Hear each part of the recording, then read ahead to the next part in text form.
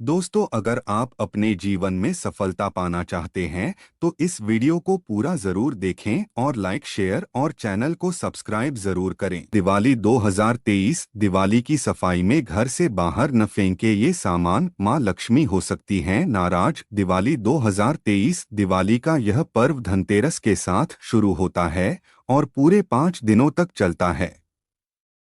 दिवाली पर साफ सफाई करने में हम लोग अक्सर बहुत सी चाजें, कबाड़ या पुरानी समझकर बाहर फेंक देते हैं।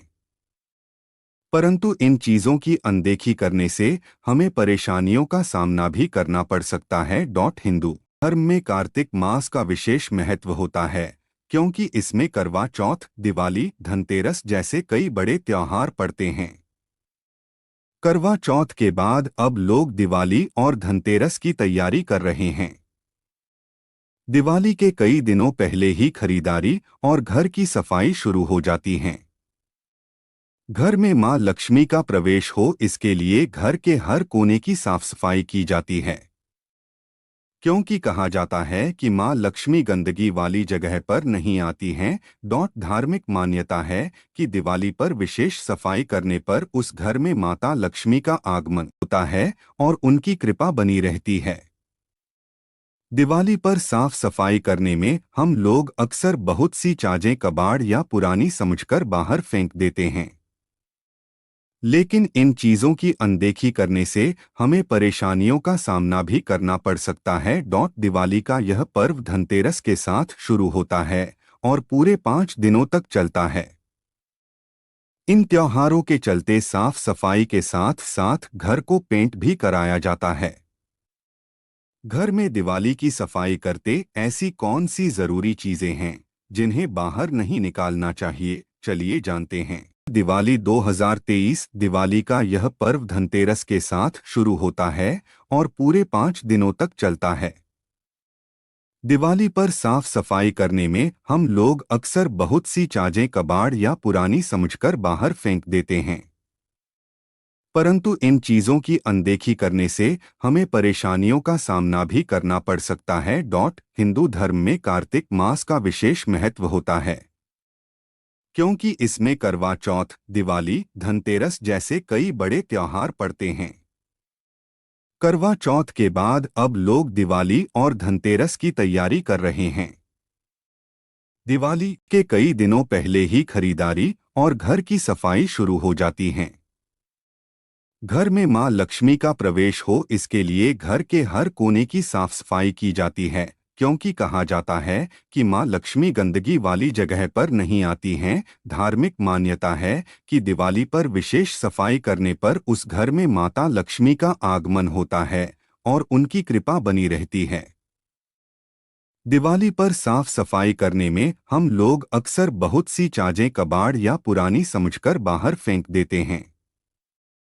लेकिन इन चीजों की अनदेखी करने से हमें परेशानियों का सामना भी करना पड़ सकता है। दिवाली का यह पर्व धनतेरस के साथ शुरू होता है और पूरे 5 दिनों तक चलता है। इन त्योहारों के चलते साफ सफाई के साथ साथ घर को पेंट भी कराया जाता है।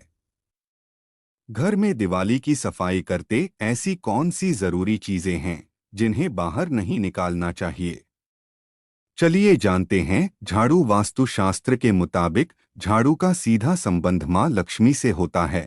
धनतेरस के दिन सोना चांदी खरीदने के अलावा झाड़ू खरीदना भी बेहद शुभ माना गया है।